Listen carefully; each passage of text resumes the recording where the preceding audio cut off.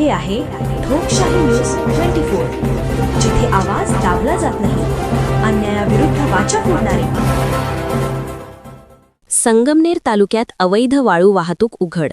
टाटा पिकअपसह चालक ताब्यात. प्रवरा नदीपात्रातून वाळू चोरी. LCB कडून पानोडीत कारवाई.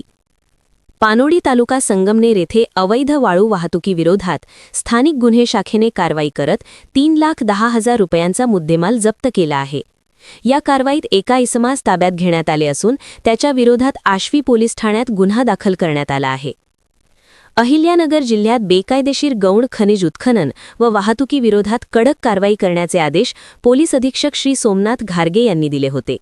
त्या आदेशानुसार स्थानिक गुन्हे शाखेचे पोलीस निरीक्षक श्री किरणकुमार कबाली यांच्या मार्गदर्शनाखाली विशेष पथक तयार करण्यात आले.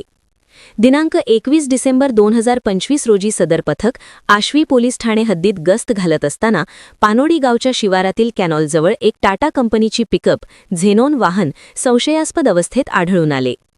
वाहन थांबवून चौकशी केली असता चालकाने आपले नाव ऋषिकेश कारभारी, वर्षे 28, रा कनोली, ता संगमनेर असे सांगितले.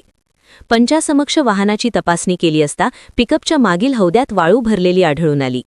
वाळू वाहतुकीसाठी आवश्यक परवाना मागितला असता चालकाकडे कोणताही वैध परवाना नसल्याचे स्पष्ट झाले. पुढील चौकशीत सदर वाळू ही जोरवे गावाजवळील प्रवरा नदीपात्रातून भरून आणल्याचे त्याने कबूल केले. या प्रकरणात 10,000 रुपये किमतीची एक ब्रास वाळू तसेच 3 लाख रुपये किमतीचे टाटा कंपनीचे पिकअप वाहन असा एकूण 3,10,000 रुपयांचा मुद्देमाल जप्त करण्यात आला आहे.